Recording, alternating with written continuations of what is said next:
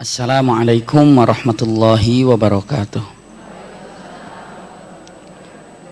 Innal hamdalillah nahmaduhu wa nasta'inuhu wa nastaghfiruhu wa na'udzu billahi min syururi anfusina wa min sayyiati a'malina. May yahdihillahu fala mudhillalah wa may yudlilhu fala hadiyalah.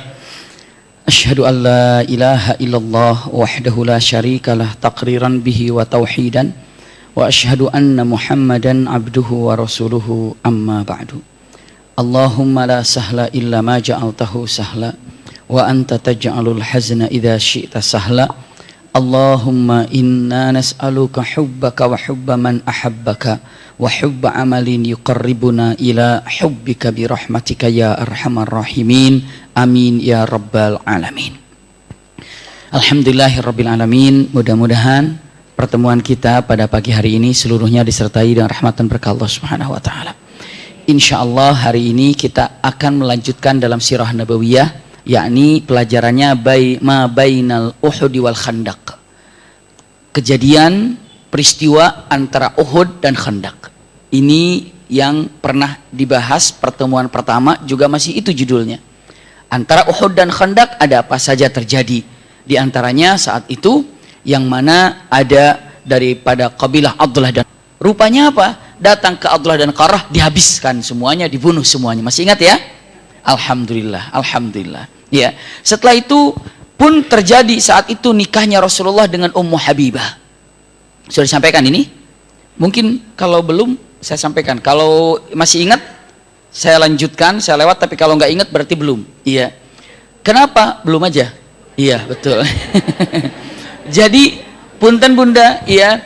Jadi saat itu Rasul Shallallahu Alaihi Wasallam, ya, Rasul Shallallahu Alaihi Wasallam waktu di Madinah, orang-orang yang di Mekah ini karena dahsyatnya tekanan orang-orang kafir, maka diperbolehkan dari Madinah ini, punten diperbolehkan dari Mekah ini untuk hijrah. Jadi hijrah pertama kali itu bukan ke Madinah bunda, tapi ke Habasyah. Ini pelajaran yang lalu, ya. Maka hukumnya berangkat ke Habasyah itu mubah, silahkan. Yang mau berangkat yang mau di Mekah di Mekah. Maka sebagian para sahabat berangkat ke sana, termasuk Ja'far bin Abi Thalib berangkat ke mana? Ke Habasyah. Termasuk di situ juga berangkat ke Habasyah putrinya Abu Sufyan. Siapa namanya? Ummu Habibah. Ummu Habibah berangkat juga ke Habasyah. Ya, berangkat ke sana. Sampai di Habasyah, jadilah tinggal di sana bertahun-tahun. Lalu Rasulullah sampai hijrah ke kota Mekah, ke kota Madinah, punten. Suami daripada Ummu Habibah ini ada beberapa pendapat. Ada yang dikabarkan meninggal, sehingga jadilah Ummu Habibah ini seorang apa di sananya? Janda. Dan di kota atau di Habasyah ini, orang-orang yang mukmin masih ada tinggal di sana, dilindungi oleh siapa? Raja Habasyah. Jadi Raja Habasyah ini Islam tapi menyembunyikan keislamannya. Kenapa menyembunyikan keislamannya? Untuk menjaga orang-orang mukmin yang hadir di sana, di antara alasannya. Kalau Raja Najasyi ini memperlihatkan keislamannya, pasti akan dilengserkan. Kalau sudah dilengserkan, siapa yang jaga? Orang mukmin yang ada di sana. Di situ ada Ja'far bin Abi Thalib, pamannya Rasulullah SAW. Maka tetap menyimpan keislamannya di dalam hatinya, tapi menyembunyikannya. Sampai setingkat menyembunyikan Islamnya, Rasulullah saja tidak tahu kalau Raja Najasyi itu Islam. Dikasih tahunya oleh siapa? Dikasih tahunya oleh Jibril alaihissalam. Ketika Raja Najasyi wafat, tidak ada yang mensolatkan jenazah di sana. Kenapa? Karena Ja'far bin Abi Thalib dan orang mukmin yang hadir di sana sudah pindah ke mana? Ke Madinah semuanya. Pas bersamaan dengan perang Khaybar. Insya Allah perang Khaybar nanti kita akan bahas. Insya Allah 3 tahun lagi. Iya, maksudnya ke sana. Masih lama, orang kita perjumpaannya cuma sebulan sekali. Kita sirah nabawiyahnya. Iya. Nah, dan dari Habasyah, kapan dari Habasyah pindah ke Madinah? Pindahnya ketika perang Khaybar. Jadi Ja'far bin Abi Thalib, Ummu Habibah dan semuanya itu pindah ke mana? Pindah ke Madinah. Saat Rasulullah selesai perang Khaybar. Sesampainya pasukan mukmin ataupun orang-orang mukmin ke Khaybar, otomatis yang ada di Habasyah tidak ada lagi orang yang mukmin pada waktu itu, kecuali siapa? Rajanya. Siapa? Raja Najasyi. Maka Raja Najasyi wafat di situ, tidak ada yang memandi pastinya secara mukmin, tidak ada yang mensolat jenazahkan. Maka saat itu apa yang terjadi? Rasulullah dikabarkan oleh Jibril, ya Muhammad, solat jenazah sekarang. Untuk siapa? Untuk Raja Najasyi, karena dia mukmin dan wafat dalam keadaan mukmin, punten, dan dia tidak ada yang mensolatkan jenazah di sana. Maka Rasulullah solat gaib di mana? Di Khaybar. Khaybar untuk solat gaibnya siapa? Raja Najasyi. Kenapa? Karena di sana tidak ada yang mensolat jenazahkan. Sampai hari ini ada orang yang berpendapat solat jenazah itu maksudnya solat gaib itu apabila jenazah tidak ada yang mensolat jenazahkan. Tapi kalau ada yang mensolat jenazahkan, gak usah solat gaib. Kenapa? Sudah ada yang mensolat jenazahkan. Sampai hari ini ada yang berpendapat demikian. Karena awal mulanya solat gaib ini Raja Najasyi tidak ada yang mensolatkannya. Bisa dipahami ya? Kita kembali lagi ke belakang. Nah, pemberangkatan ke sana, Rasulullah sekarang sudah di Madinah. Rasulullah sudah di Madinah. Siti Aisyah sudah di Madinah. Saudah binti Zum'ah sudah di Madinah. Itu istri Nabi yang sebelumnya, yang sebelum daripada Ummu Habibah ini. Selanjutnya siapa lagi? Semua para sahabat sudah di sana. Sementara yang di Habasyah masih ada di sana. Mungkin perkiraan gini, ditakutkan. Ya, ini pendapat para alim ulama, ditakutkan. Sekarang orang yang mukmin ini ada yang di Habasyah dan ada yang di mana? Di Madinah.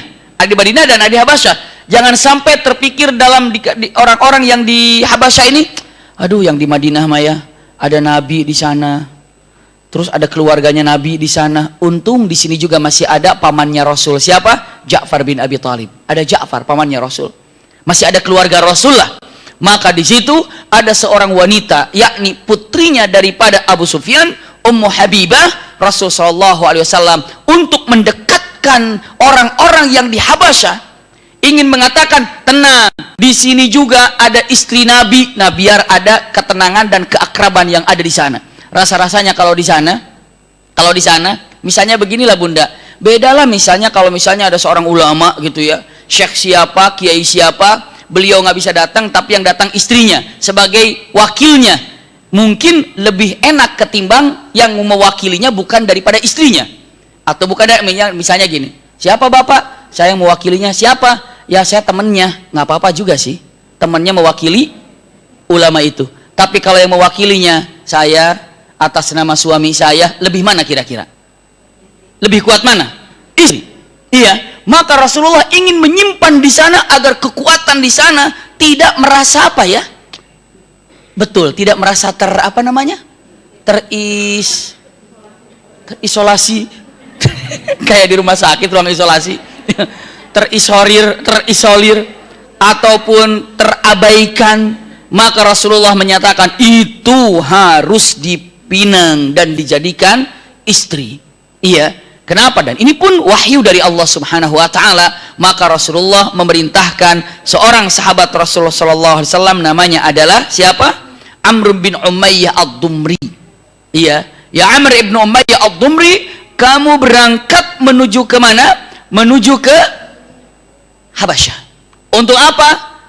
Wakil aku untuk meminang Ummu Habibah, wanita yang telah berjuang meninggalkan keluarganya. Ummu Habibah itu Bunda punten, bukan wanita biasa yang dibesarkan dalam keadaan kekurangan. Putrinya Abu Sufyan, kaya, terhormat, tinggi jabatannya. Masya Allah, ini adalah wanita terhormat di kota Mekahnya, wanita tinggi jabatannya, putra pejabat di kota Mekah. Abu Sufyan, siapa yang tidak mengenal Abu Sufyan?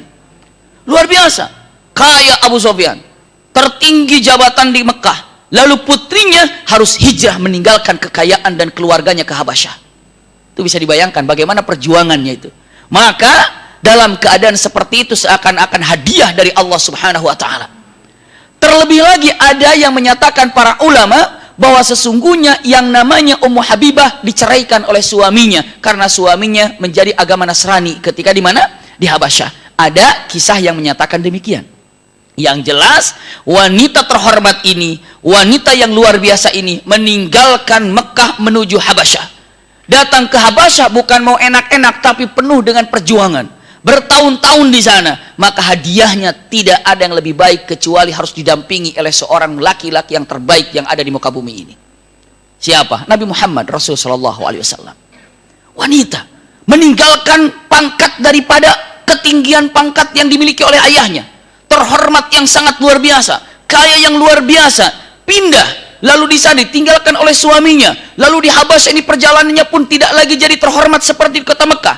Bertahun-tahun di Habasyah Rasulullah mendapatkan wahyunya punten untuk meminang daripada siapa?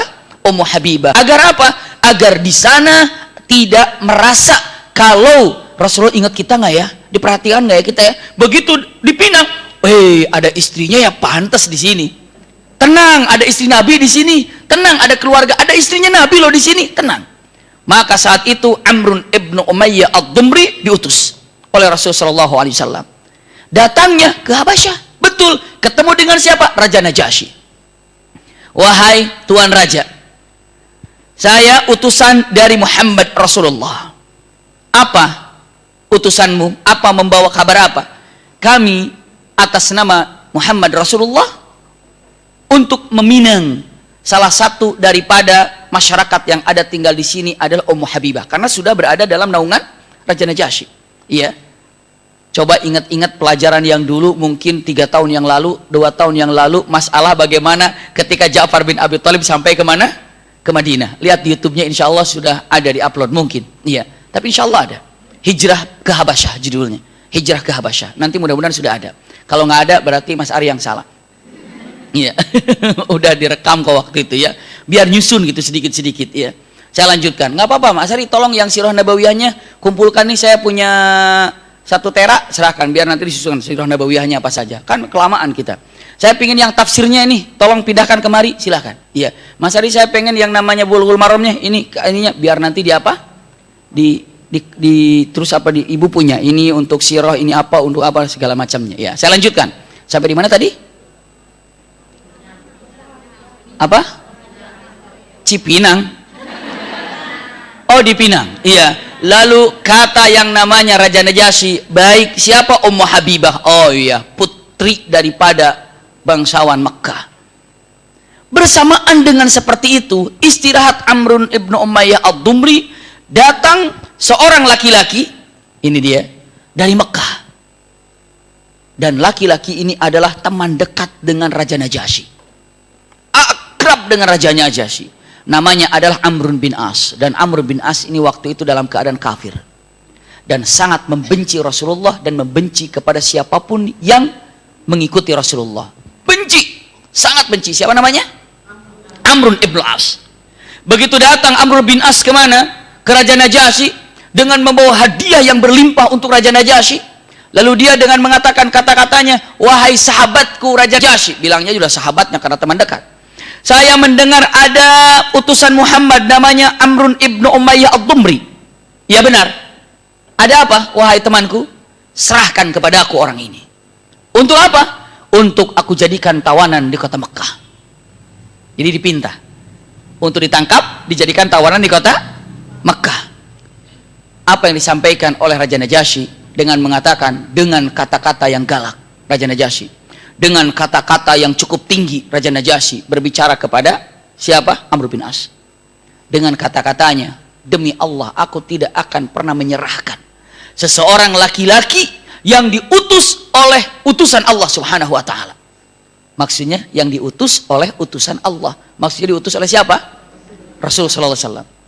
Lalu ditanya, wahai sahabatku Raja Najasyi, apakah engkau tahu siapa itu Muhammad?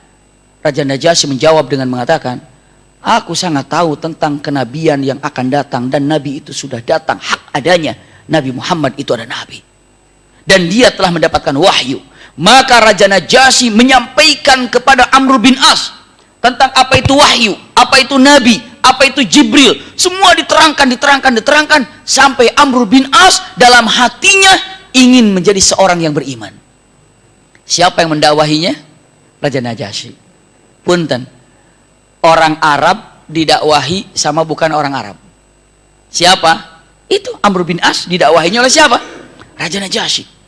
Maka didakwahi oleh Raja Najasyi, akhirnya apa yang terjadi kepada Amr bin As? Di dalam hatinya ada keimanan dan ingin beriman. Allahu Akbar. Lalu apa yang didapatkan oleh Raja Najasyi ini? nasihat kepada siapa? Amr bin As. Dan akhirnya Amr bin As dalam hatinya ingin berjumpa dengan Rasulullah dalam waktu yang tidak terlalu lama. Daripada itu Amr bin As datang ke Madinah dan mengucapkan 2 kalimat syahadat. Luar biasa. Siapa yang telah memberikan dakwahnya kepada dia adalah Raja Najasyi. Amr bin As orang Arab, padahal bertetanggaan dengan Rasulullah di Mekah berlama-lama, tapi membenci Rasulullah, sangat membenci. Tapi yang membukakan pemahaman terhadap Amr bin As adalah Raja Najasyi.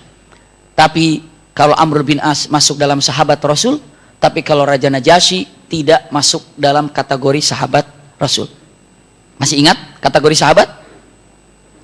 Kategori sahabat ini adalah hidup di zaman Nabi, berjumpa dengan Nabi, dan dia dalam keadaan beriman, dan wafat dalam keadaan beriman. Itu kriteria sahabat. Hidup di zaman Rasulullah, ya hidup di zaman Rasulullah, tapi harus jumpa dengan Rasulullah, jumpa, dan dia harus Islam, dan wafat dalam keadaan Islam. Iya, itulah sahabat. Hidup di zaman Rasul, dia Islam, wafat dalam keadaan Islam, tapi tidak jumpa dengan Rasulullah. Sahabat apa tidak? Tidak. Siapa contohnya? Raja Najasyi.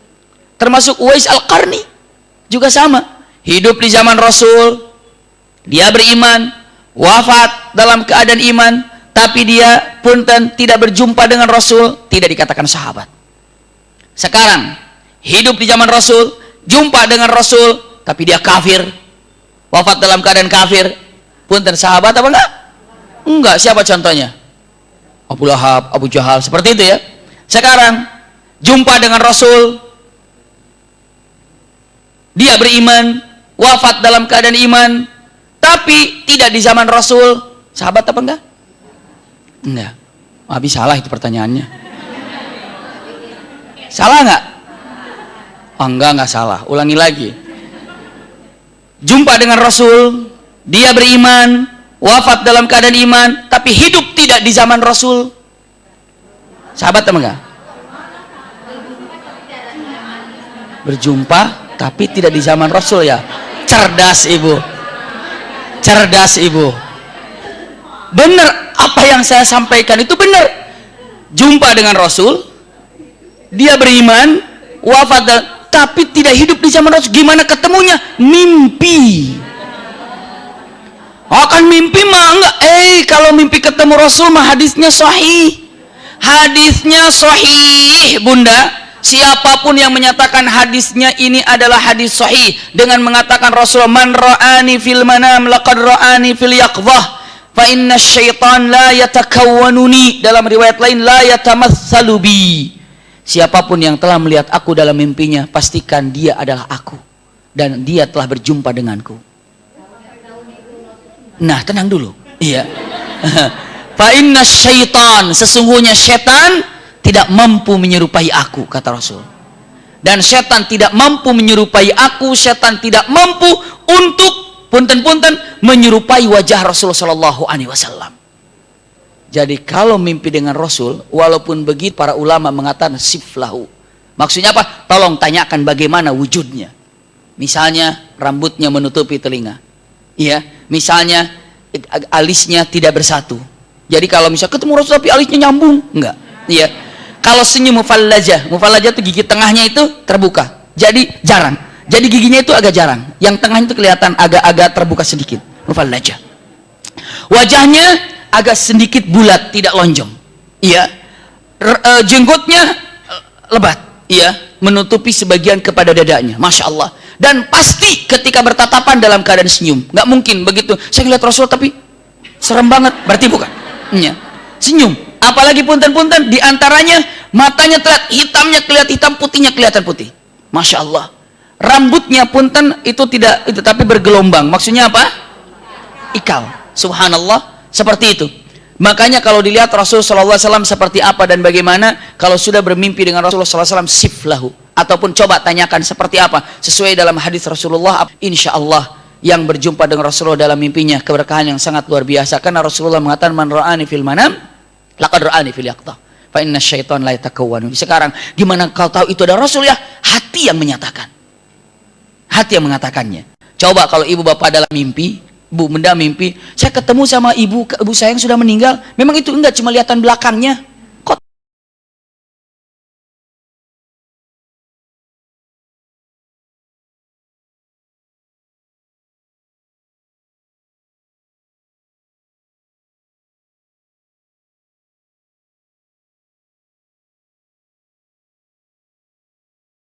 tahu itu ibu, cuma kelihatan belakangnya. Hatinya menyatakan itu adalah itu. Makanya dikatakan ruh mujannadah. Masya Allah. Iya. Rata-rata para asatid, para guru, walaupun tidak pernah berjumpa dan jarang jumpa, ketika jumpa apa yang terjadi?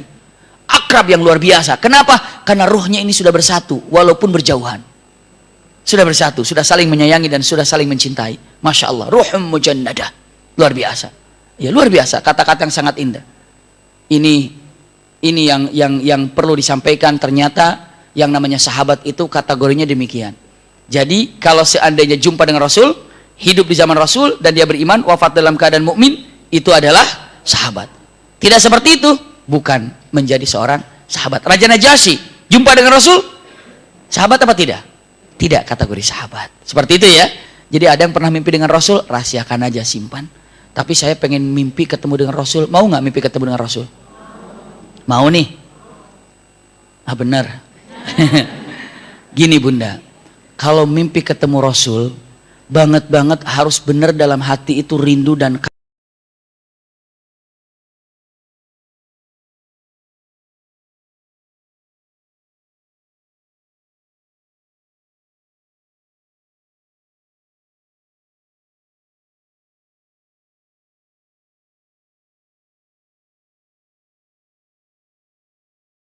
kangen dan cinta sama Rasul. Beliau akan hadir dalam cinta dan kangen bunda. Kalau ibu biasa-biasa saja, iya, maka sulit untuk berjumpanya. Maka ada satu cerita yang disampaikan oleh Syekh Muhammad Hasan. Ada muridnya datang, Syekh, saya ini pingin jumpa ketemu Rasul, gimana mimpi ini, pingin mimpi ketemu Rasul. Beliau mengatakan, oh gini, besok kamu puasa. Puasa? Iya. Alhamdulillah. Terus nanti bukanya cukup ya ala kadarnya saja. Cuma maghrib ya mungkin kurma 3 atau 1 minum ya. Makan malamnya di rumah saya. Wah, makan malam di rumah Syekh. Kalau makan malam di rumah Syekh kan, waduh luar biasa, kambing lah. Gimana gitu? Subhanallah. Dia puasa hari itu. Maghrib kasih minum sama Syekhnya. Buka juga di rumah Syekh. Begitu azan maghrib nih, kurma. Saya juga puasa, saya bareng. Langsung ke masjid, kajian bersama Syekh. Setelah Isya masih kajian. Jam 10 selesai, kata Syekhnya, makan malam di rumah saya. Alhamdulillah. Masuk ke rumah Syekhnya. Begitu tinggal di rumah Syekhnya, diam di rumah Syekh. Subhanallah, nunggu ini belum datang makan malam. Ternyata makan malam cuma dikasih apa namanya? Pisin yang buat ginian ini. Ya. Hanya segini saja nih. Dikasih isinya garam. Isinya garam. Syekh itu hanya ngasih ini nih garam. Ini makan malammu. Makan malam? Ini Syekh? Iya. Nggak ada air? Nggak ada. Ini makan malamnya. Disimpan. Silakan. Akhirnya murid ini jilat, giniin. Ayo silakan. Jilat. Setelah itu malam kan? Udah sekarang kamu tidur. Makan malamnya Syekh udah tadi. Oh itu aja Syekh? Iya udah tadi. Akhirnya dia tidur. Kalau habis garam masuk ke sini, ya haus. Udah melapar, tambah garam haus. Suruh tidur, dia tidur akhirnya.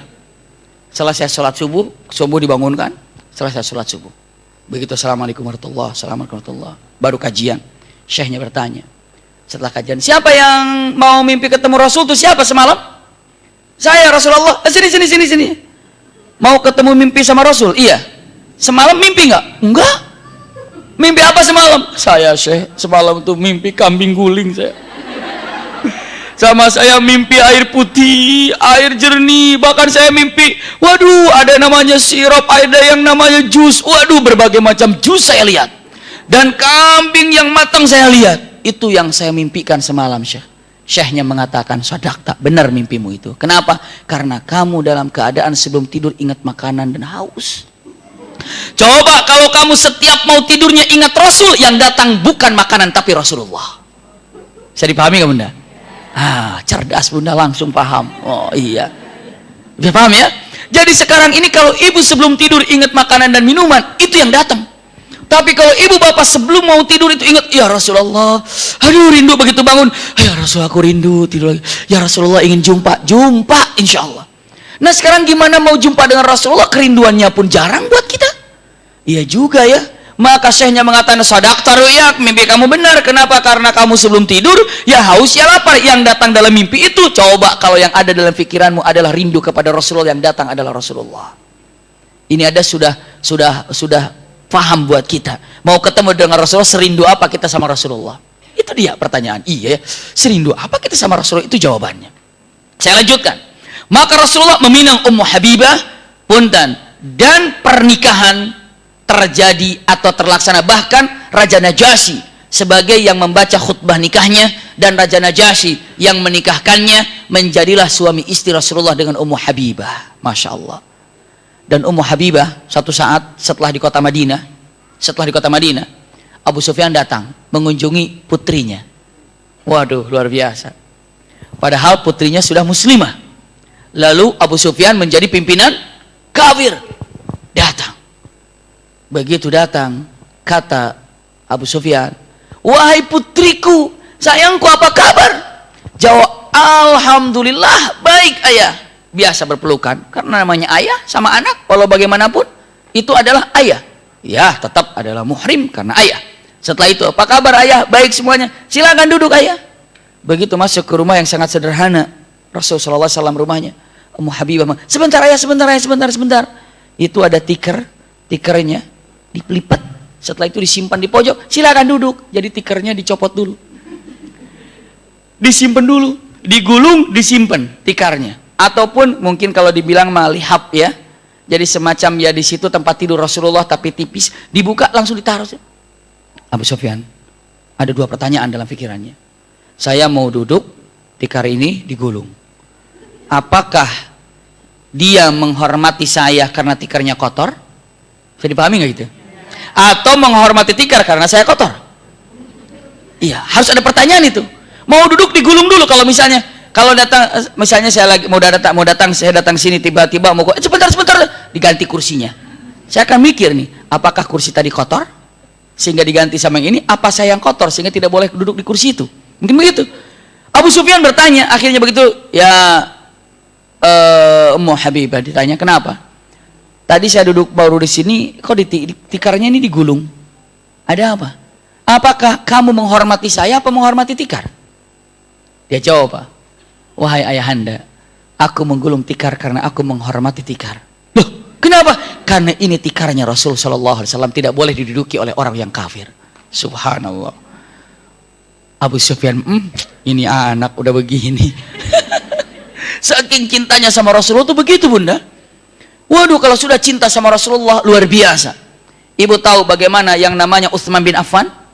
Utsman bin Affan itu anak muda waktu itu luar biasa, cerdas, pintar. Semua wanita ingin mengharap kalau dirinya itu ingin jadi istrinya Utsman bin Affan.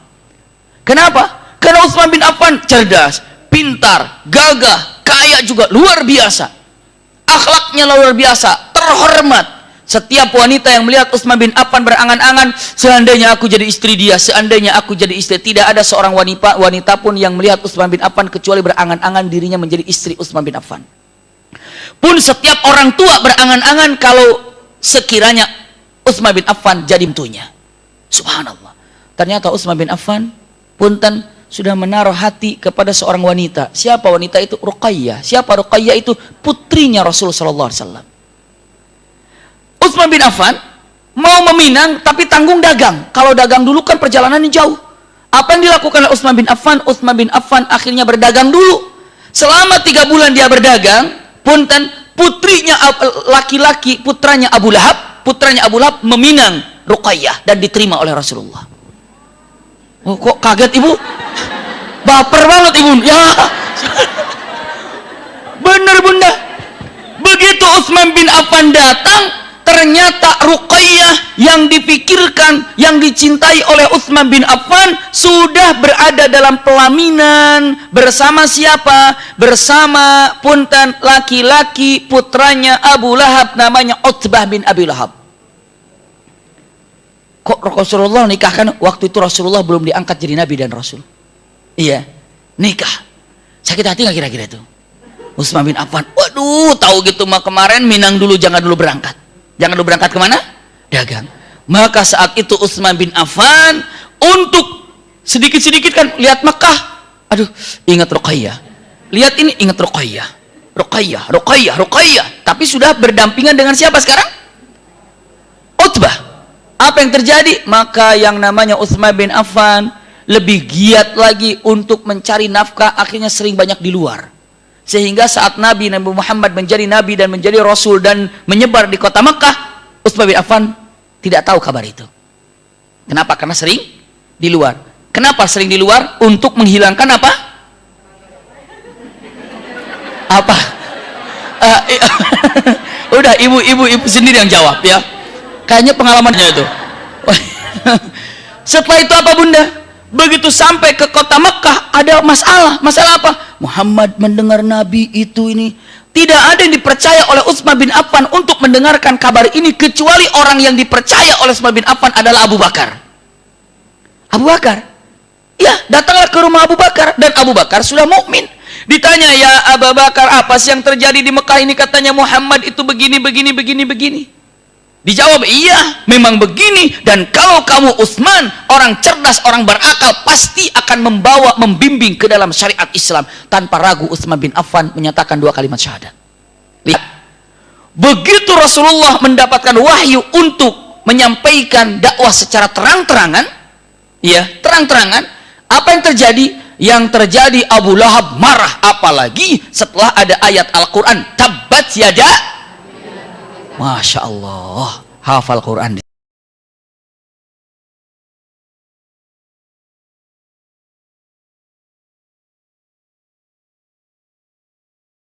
Di sini luar biasa, tenang saya di sini.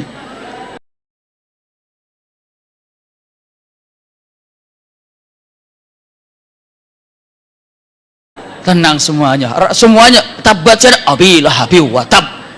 Alhamdulillah bunda, ya. Itu ayat Quran mengangkat ibu derajat dunia akhirat bunda. Ibu sejak kapan hafal itu? Sejak kapan? Kecil. Oh, luar biasa bunda. Wah, ibu jawabannya duluan melulu. Subhanallah. Iya. Lalu apa yang dikatakan terjadinya? Padahal Utsman sedang mengejar cintanya siapa? Allah dan Rasulnya. Tiba-tiba ada jalan yang dilakukan hal seperti itu. Selesai masa iddahnya, langsung datang Utsman bin Affan di luar dugaan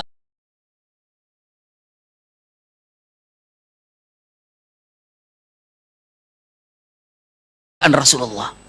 Para wanita mengharap Utsman bin Affan, para orang tua mengharap Utsman bin Affan untuk dijadikan mantunya. Tiba-tiba Utsman bin Affan datang ke hadapan Rasulullah dan mengatakan, ya Rasulullah, izinkan saya untuk meminang Ruqayyah. Waduh, kegembiraan yang luar biasa. Ya. Rasulullah mengatakan, nggak salah kamu pinang Ruqayyah. Ya, aku meminang Ruqayyah. Kenapa? Karena yang namanya Utsman bin Affan ingin membahagiakan orang yang dicintai dengan cara mencintai dari sesuatu yang dicintai oleh orang yang dicintainya.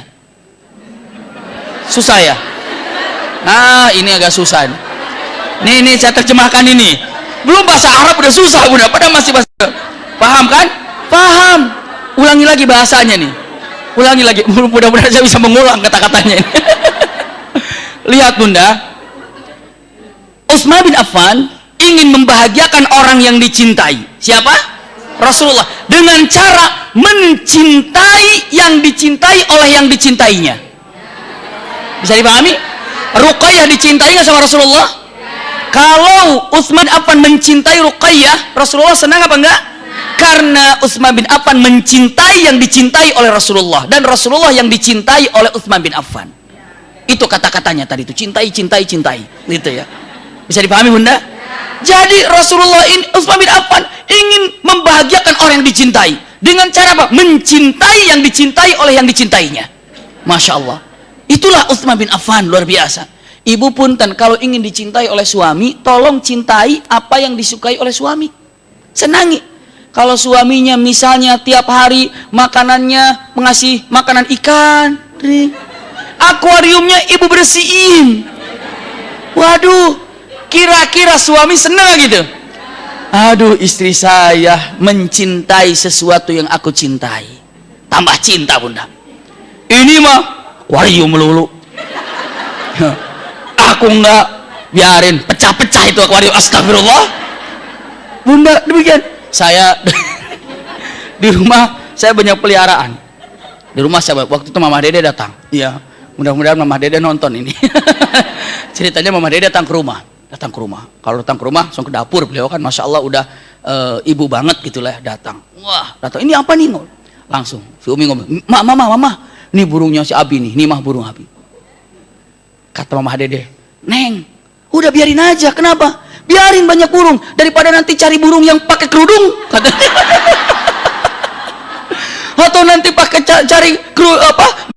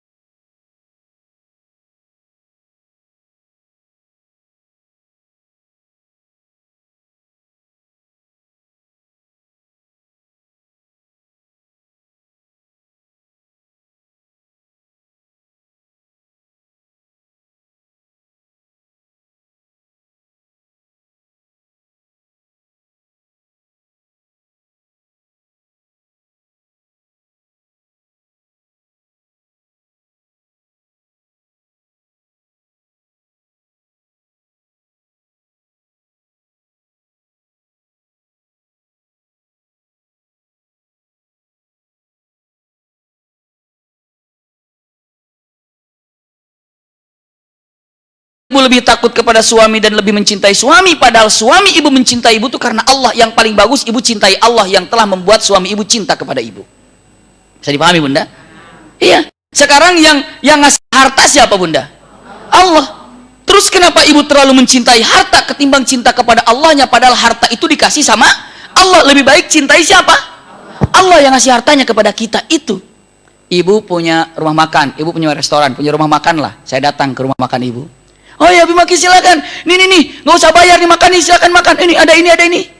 Saya suka terhadap makanannya, saya senang terhadap makanannya, tapi saya tidak senyum dan saya tidak mau ngobrol sama ibunya. Ini enak banget nih, saat tempenya enak banget, kata ibunya. Saya yang masaknya. Emang saya nanya, Bu? Kira-kira begitu.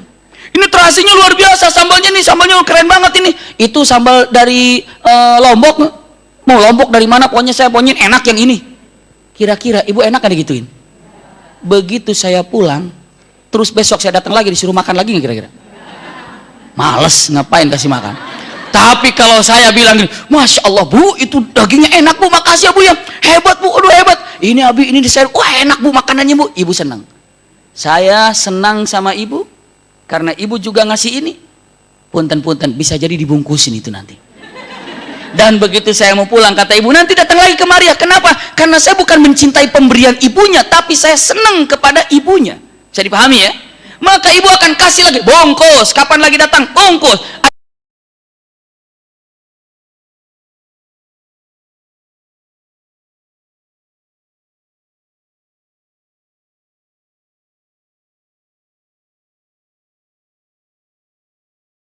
Binti Zum'ah.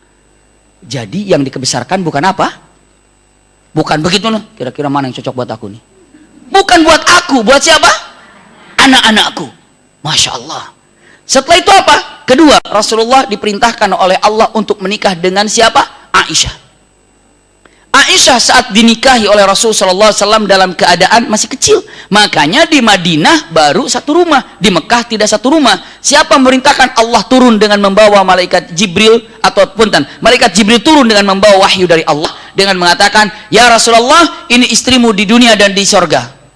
Pakai cadar. Dibuka, ternyata Aisyah. Sampai besoknya lagi dikatakan, ya Rasulullah, ini istrimu di dunia dan di sorga. Dibuka cadarnya, ternyata itu Aisyah. Subhanallah. Sampai beberapa riwayat menyatakan 3 kali, ya Rasulullah, ini istrimu di dunia, ternyata Aisyah. Maka Rasulullah meminang Siti Aisyah. Dan saat dipinang lalu menikah, tapi tidak bersatu karena Aisyah belum cukup usia. Ketika di Madinah baru diserahkan oleh Abu Bakar setelah Siti Aisyah dewasa. Kenapa hikmahnya? Hikmahnya karena Siti Aisyah, Masya Allah, benar-benar yang menguasai semua hadis fikih tentang wanita. Bayangkan kalau tidak Siti Aisyah ada, bagaimana hukum-hukum fikih terhadap kewanitaan Aisyah yang cerdas, pintar mengambilnya. Bukan hanya sekedar itu, tapi apa? Siti Aisyah yang sangat tahu dengan sistem keadaan, akhlak, sifat sehari-hari Rasulullah SAW untuk merekamnya. Bisa dipahami ya? Baru setelah itu dengan apa? Ummu Habibah yang barusan saya sampaikan alasannya. Bisa dipahami bunda? Setelah itu dengan siapa? Lalu setelah itu dengan Sauda dengan Zainab binti Jahsh. Punten, saya gambarkan dulu. Ibu, jangan aneh-aneh pikirannya dengan menyatakan kok Islam datang bukan dengan hukum poligami, tapi Islam datang dengan membenahi hukum poligami. Sebelum Islam datang, poligami itu sudah ada. Bahkan sebelum Islam datang, poligami itu sudah ada, tapi rata-rata laki-laki punya 10 wanita, 12 wanita, 15 wanita, 7 wanita. Maka begitu datang hukum poligami yang diawali, insya Allah nanti suatu saat kita akan bahas dengan ayat yang adanya. Namun itu singkat karena berkaitan dengan sirah nabawiyah, karena akan masuk ke pernikahan yang selanjutnya. Lihat bunda, saat itu Rasulullah datang dengan hukum yang ada. Berapa istrimu? 5, ceraikan 1, sisakan 4. Berapa istrimu? 10, lepaskan 6, sisakan 4. Berapa istrimu? 7, iya. Berapa istrimu? 7. Dikatakan sisakan berapa? 4. Selesaikan 3. Nggak ada. Berapa istrimu? 1 tambah 3. Nggak ada. Berapa istrimu? 2 tambah 2. Nggak ada. Berapa istrimu? 3 tambah 1. Nggak ada. Iya. Maka justru yang ada dipangkas. Bahkan ada satu keterangan mengatakan tastati'u an ta'dilu baina nisaikum. Kalian tidak akan pernah bisa adil dalam keadaan wanita karena hatinya ini bagaimana hati. Makanya keadilan bagi yang poligami itu bukan urusan hati, tapi urusan apa? Urusan fisik. Harta bisa jadi, kalau hati mah nggak bisa. Kalau saya tanya, punten bunda, saya tanya, punten, siapa yang paling dicintai oleh Rasulullah di antara istri-istri yang ada setelah Siti Khadijah wafat? Siapa? Aisyah. Aisyah. Walau bagaimanapun kan hati kan Aisyah. Dan istri-istri Nabi semua tahu nggak? Tahu semuanya. Ridho ya ridho, ikhlas ya ikhlas. Dan itulah yang ada. Jadi urusan hati mah nggak mungkin untuk bisa berbuat adil. Tapi kalau untuk yang lainnya, rumah bisa disamakan, mobil bisa disamakan, itu bisa disamakan, telepon bisa disamakan, semuanya mungkin kalau urusan duniawinya. Tapi urusan hati tidak. Iya, maka dengan menyatakan seperti itu para ulama berbeda pendapat. Ada yang mengatakan kalau hukum ini adalah mubah hukumnya. Iya, tahu mubah? Mubah itu apa bunda? Boleh. Boleh. Boleh mubah ini. Mau mubah, punten-punten saya tanya, mubah itu hukumnya tengah. Kalau saya tanya, ibu udah sarapan? Belum. Oh sahur, udah sahur tapi. Pokoknya hukumnya makan apa? Itu yang saya tanya lah pakai sarapan segala. Hukumnya makan apa? Mubah. Hukumnya makan tuh mubah bunda. Hukumnya makan tuh mubah. Ulangi lagi. Tapi dengan makan bisa, kalau lapar bisa ngaji nggak begini? Ibu lapar nih, 2 hari nggak makan, di rumil gini aja. Saya lagi ngaji lengut gitu. Kadang-kadang saking laparnya, aduh itu si Abi udah kayak McD itu kayaknya. Ini ada daging panggang nih. Kenapa? Ya karena apanya bunda? Saking laparnya. Subhanallah. Saya ngelihat handphone. Assalamualaikum. Aduh coklatnya itu kayaknya enak banget. Ya. Bunda ini kayak mie gini. Ini kayak paha ayam. Ya saking apanya bunda? Saking laparnya semua kelihatan makanan. Punten kira-kira kalau lagi lapar bisa ngaji? Nggak konsen. Bisa sholat? Nggak konsen. Sekarang kalau diisi perutnya ngaji oke, sholat oke, karena isinya ada. Nah, bagi yang tadi sahur, bagi yang sudah sarapan, datang kemari karena saya sarapan dulu apa? Kenapa? Biar saya konsentrasi ngajinya.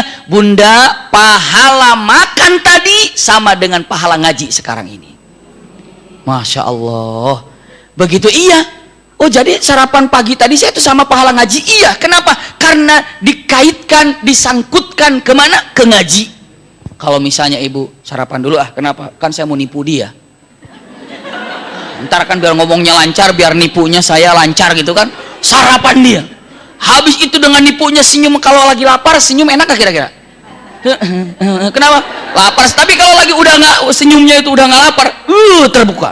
Nipu habis makan kenyang. Maka nipu dosa?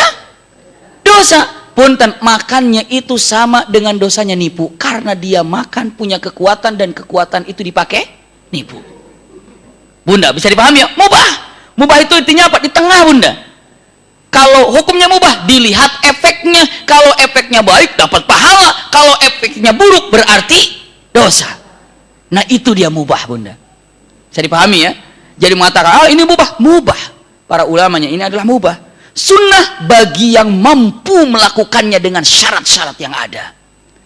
Punten, ada yang bertanya, emang kalau mau nikah lagi perlu izin dulu nggak ya? Nggak usah dijawab lah, nanti dulu. Ya, saya lanjut. Ya, punten Bunda, memang tidak perlu izin. Tapi, tuh ya katanya. Tapi membuka peluang dosa yang bertubi-tubi. Kenapa? Bohongnya. Iya kan? Oh iya, makanya seperti itu. Maka yang paling bagus izin istri, izin mertua, itu paling keren. Bapak berani ngomong sama mertua? Enggak, mertua mah. Enggak sama mertua mah. Ya, kenapa memang? Iya. Jadi izin istri, izin mertua itu paling keren. Iya, paling bagus yang harus dikerjakannya. Tapi kalau misalnya boleh saja, tapi apa? Tapi nanti membuka peluang apa? Dosa. Dosa mana? Dosa bohong. Bapak kok telat? Kantor mah udah bohong. Kantornya memang kenapa? Rapat, udah bohong. Sama siapa rapatnya? Itu fulan udah bohong. Masalah apa? Masalah keuangan, bohong lagi. Terus aja panjang. Iya. Terus udah beres belum? Belum. Bohong lagi. Subhanallah. Dikatakan kapan lagi rapatnya? Besok jam 9. Bohong lagi. Pokoknya kalau bohong ini tidak akan pernah selesai kecuali satu, dengan kejujuran walaupun menyakitkan.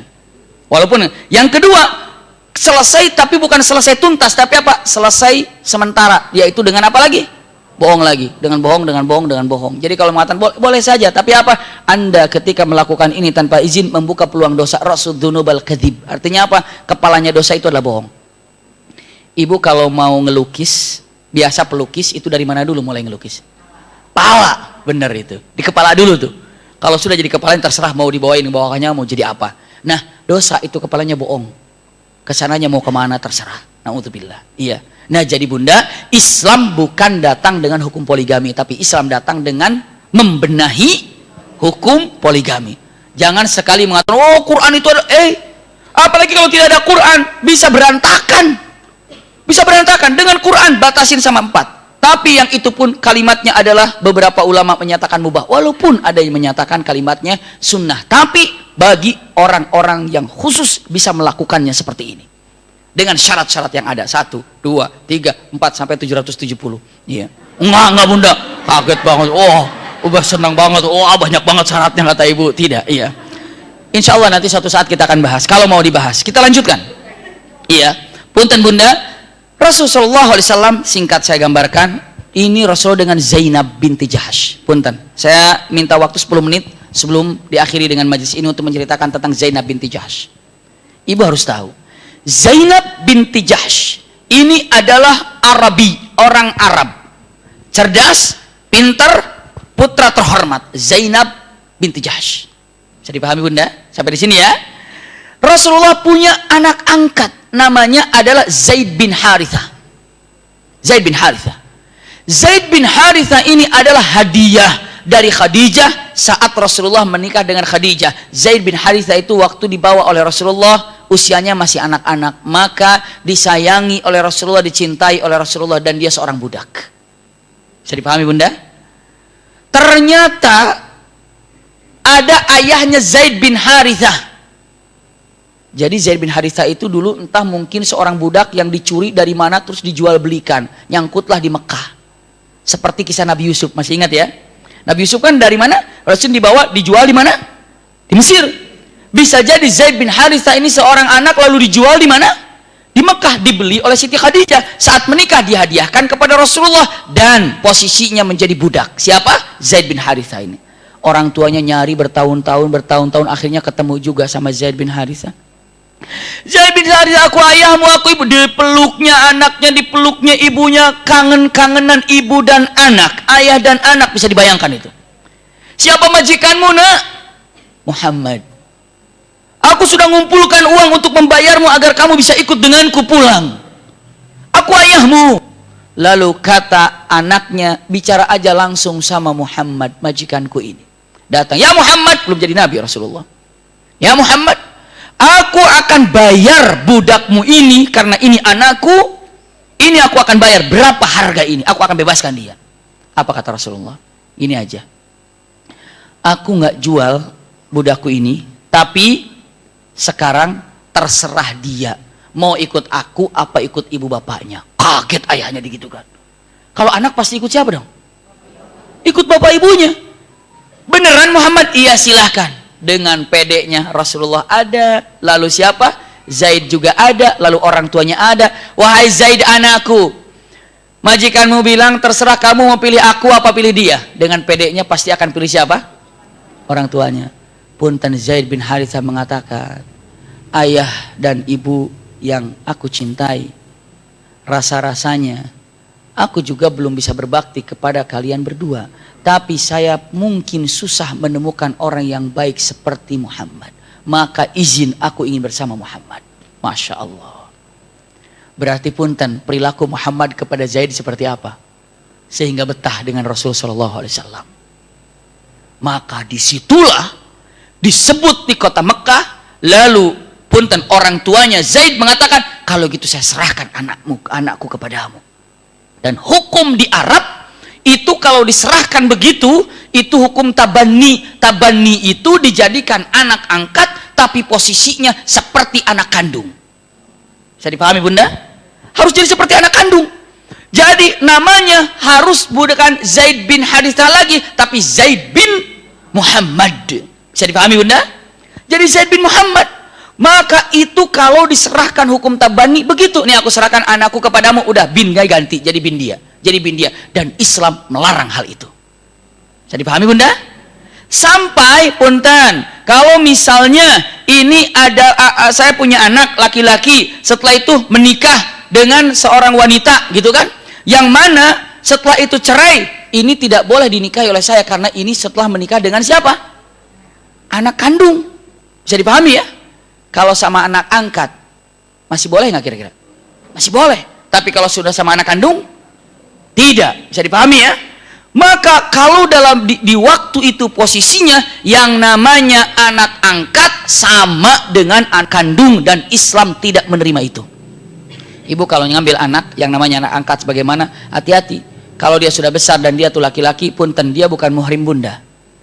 Iya. Kalaupun ibu ngambilnya perempuan, dan hati-hati, ternyata apa? Dia bukan muhrim daripada suami ibu. Bisa dipahami ya? Punten. Lalu datang Zaid bin Muhammad ini. Waktu itu namanya masih Zaid bin Muhammad. Senang gak kira-kira Zaid dikatakan Zaid putra Muhammad? Senang gak kira-kira? Apalagi sekarang Nabi Muhammad menjadi Nabi, menjadi Rasul. Wah, aku jadi putranya Zaid bin Muhammad. Zaid bin Muhammad, senang kan?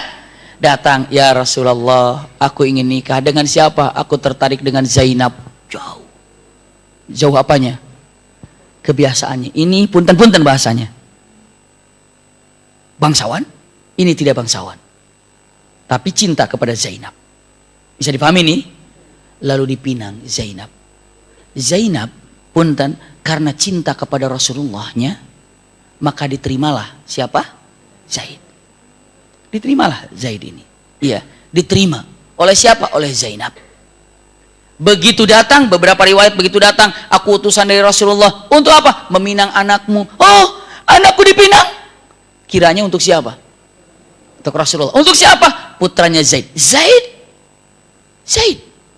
Ya, awalnya budak tapi sudah dibebaskan. Tapi ya istilahnya tetap di pikiran mereka demikian.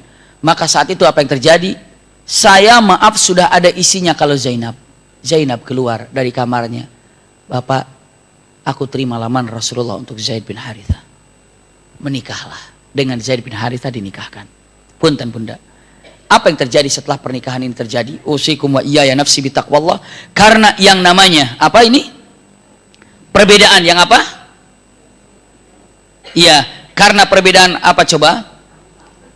Perbedaan kebiasaan. Makanya bunda kalau mau menikahkan putra putri bunda, ya, kalau mau menikahkan putra putri, punten bunda, ibu tolong cari yang tidak terlalu jauh dengan kita. Ekonominya nggak jauh, pendidikannya nggak jauh. Alhamdulillah anak saya masya Allah profesor, doktor fulan. Anak ibu, anak saya mah TK juga nggak selesai. Waduh, insya Allah nggak nyambung nanti bunda, nggak nyambung. Ininya udah gaya bahasa nanti putra ibu bengong apa ngomong apa ini. Semua minimal kekayaannya sama. Makanya itu perlu ta'aruf. Iya, keadaannya seperti apa, bagaimana, itulah yang ada. Iya. Subhanallah. Kenapa? Karena ini hal yang perlu diperhatikan oleh bunda semuanya. Punten. Setelah itu apa? Nikah. Dan lama kelamaan banyak ngeluh. Siapa? Zainab. Bukan Zainab. Siapa? Zaid. Ya Rasulullah, nggak nyambung saya. Tahan. Bisa aja. Berusaha kamu. Batanglah nggak bisa. Kenapa? Ya nggak bisa. Jadi ya nggak bisa lah.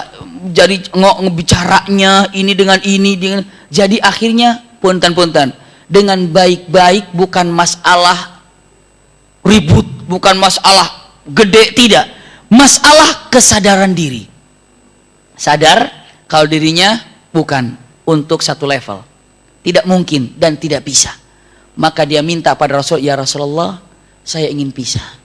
Subhanallah. Kenapa? Saya tidak bisa melakukan karena berbeda, padahal sudah ditahan dia nggak bisa. Maka setelah itu apa? Pisahlah dengan siapa? Zainab. Punten. Begitu Zainab selesai masa iddahnya, langsung Allah yang menikahkan Rasulullah dengan Zainab. Allah menikahkan Rasulullah dengan Zainab. Caranya Nabi Adam dan Hawa siapa yang menikahkan? Allah. Jadi yang di muka bumi ini yang dinikahkan atau makhluk yang dinikahkan manusia oleh Allah langsung itu adalah Adam dan Hawa dan Rasulullah dengan Zainab. Perlu ayatnya. Ayatnya dalam firman Allah Subhanahu wa taala. Dalam firman Allah suratul Ahzab, ya. Kalimatnya dalam firman falamma qada Zaidum minha wataran zawwajnakaha. Setelah masa iddah Zainab ini tuntas, untuk apa? Untuk masa iddahnya, maka aku nikahkan engkau dengan Zainab. Jadi yang menikahkan Rasulullah dengan Zainab siapa? Allah langsung. Allah langsung yang menikahkan Rasulullah dengan Zainab. Masya Allah. Begitu luar biasa. Untuk apa? Mulai hari ini tabanni, hukum anak-anak, anak angkat boleh, tapi tidak seperti menjadi anak kandung posisinya. Maka saat itu jangan lagi bilang Zaid bin Muhammad, tapi harus bilang Zaid bin Harithah. Bisa dipahami bunda? Bisa dipahami sampai di sini ya? Jadi ini nabrak hukum Arab pada waktu itu. Yang namanya hukum tabani waktu itu persis seperti anak kandung. Islam mengatakan tidak ada hukum tabani seperti yang namanya anak kandung. Anak angkat boleh, tapi posisinya tidak seperti anak kandung. Tidak dapat warisan. Tidak. Ya, tapi kalau hadiah mungkin. Jadi ingat, kalau laki-laki berarti bukan muhrim ibu. Kalau perempuan berarti bukan muhrim bapak. Bisa dipahami bunda? Jadi saat dinikahkan Rasulullah dengan Zainab, otomatis runtuhlah kata-kata Zaid bin Muhammad. Jadi dipahami ya? Berarti harus kembali kepada Zaid bin Harithah. Sekarang bunda, nabrak hukum yang ada kan? Tapi sudah beriman, terima semuanya. Sekarang Zaid, tadinya Zaid bin Muhammad, sekarang harus kembali Zaid bin Harithah. Sakit hati nggak kira-kira? Agak-agak down nggak kira-kira? Ada kehilangan nggak? Ya nggak bisa Zaid bin Muhammad lagi. Sekarang Zaid bin Harithah. Bisa dipahami Bunda? Punten. Ada satu hal yang luar biasa. Allah ganti dia. Dengan apa? Dengan sesuatu yang lebih tinggi lagi kata-katanya. Apa? Satu-satunya di dalam Al-Quran nama sahabat Nabi yang disebut dengan jelas hanya Zaid saja. Seakan-akan, wahai Zaid, engkau tidak perlu bersedih saat engkau tidak lagi nama Zaid bin Muhammad, kau kembali ke Zaid bin Harithah, tapi aku ukir namamu ada dalam Al-Quran, kalimat Zaid adalah kamu. Falamma qada Zaid minha watar, ada dalam Al-Quran yang tadi saya sampaikan, dengan mengatakan falamma qada Zaidum minha, setelah Zaid, iya kan, menceraikannya dan selesai cerai daripada Zaid, Zainab Masaidah tuntas, aku nikahkan engkau ya Muhammad dengan Zainab. Zaid ini terukir namanya dalam Al-Quran, hanya satu orang saja sahabat yang ada dalam Al-Quran namanya adalah Zaid.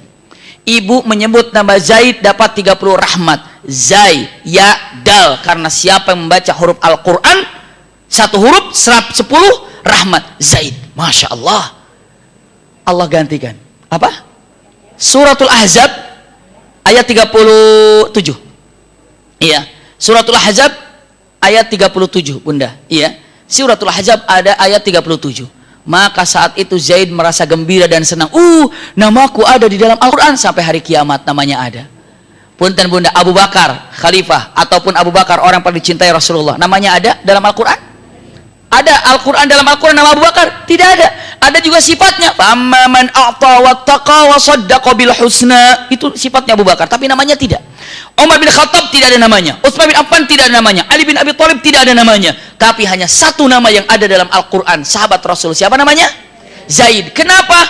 Ini adalah gantinya dari Allah. Awal mula Zaid bin Muhammad menjadi Zaid bin Harithah, tapi dijadikan Zaid ada di dalam Al-Quran. Masya Allah. Jadi itu pun antara Uhud dan Khandaq. Untuk apa hukum ini Rasulullah dinikahkan oleh Allah dengan Zainab? Untuk menghilangkan hukum apa? Tabanni. Hukum tabanni. Tabanni itu apa? Mengangkat anak angkat yang akan sama derajatnya dengan anak kandung. Stop. Nggak ada. Maka pernikahan Rasulullah itu dengan istri yang dinikahi oleh Rasulullah pasti ada tujuan untuk menyelesaikan permasalahan yang ada. Bisa dipahami Bunda? Jadi tadi di awal ternyata ta'addud ataupun poligaminya, ternyata banyak ulama menyatakan itu adalah mubah, sunnah bagi yang mampu untuk mengerjakannya. Iya, walaupun sangat berat. Iya, walaupun hadis ini lemah, tapi disampaikan para alim ulama, bagi yang punya 2 istri, 3 istri, tapi dia tidak berbuat adil, maka kelak di akhirat jalannya ininya jatuh sebelah. Ngalai mereh sebelah. Apa ngalai mereh itu ya? Jingklek sebelah. Gini, goyang sebelah gitu. Ininya ke bawah sebelah. Dengdek, iya. Dengdek sebelah, seperti itu. Itu saking harus adil-adilnya harus dilakukannya. Maka saya sampaikan hukum ini ada, tapi Rasulullah SAW melakukan ini dengan alasan-alasan yang sangat luar biasa. Setelah itu apa? Barulah terjadi yang namanya perang Khandaq. Jadi insya Allah kesempatan yang akan datang kita baru mulai masuk ke perang Khandaq, insya Allah. Iya. Jadi sekarang kan kita lagi cerita apa yang terjadi antara Uhud dan Khandaq. Inilah yang terjadi. Setelah itu baru nanti kita akan Khandaqnya ada. Dan insya Allah nanti ada mulai hari, bukan mulai hari ini, mungkin dimulai sekarang bulan apa? Oktober, November ya. Dari mulai November, insya Allah kita ada Sirah Nabawiyah, tapi bersambung sedikit-sedikit, mungkin melalui YouTube. Iya, mungkin hari ini kita mulai membicarakannya dengan beberapa teman melalui Trans Jakarta. Kita akan membuat Sirah Nabawiyah hanya 6 menit singkat kejadian-kejadian seperti itu. Iya, jadi melalui YouTube ataupun melalui Instagramnya Bunda bisa dicek nanti. Oh, hanya begitu saja, dilihat 6 menit seperti itu. Nanti akan mulai tanggal 11 apa? 11 sekarang apa? Oktober, November. Iya, mulai 11 November nanti insya Allah mudah-mudahan programnya bisa jalan. Kenapa? Karena untuk mengetahui Sirah Nabawiyah agar kita lebih mencintai Rasulullah. Kalau sudah mencintai Rasulullah, siapa tahu sebelum tidur ingat Rasulullah dan kita mimpi ketemu Rasulullah SAW. Amin ya rabbal alamin. Ini saja Bunda yang dapat saya sampaikan. Mudah-mudahan ada manfaatnya. Jazakumullah khair ala husni istimaikum. Lakum minni al-hubbu wa du'a. Wassalamualaikum warahmatullahi wabarakatuh. Sama-sama kita tutup dengan kafaratul majlis. Subhanakallahumma wa bihamdika asyhadu an la ilaha illa anta astaghfiruka wa atubu ilaika walhamdulillahi rabbil alamin.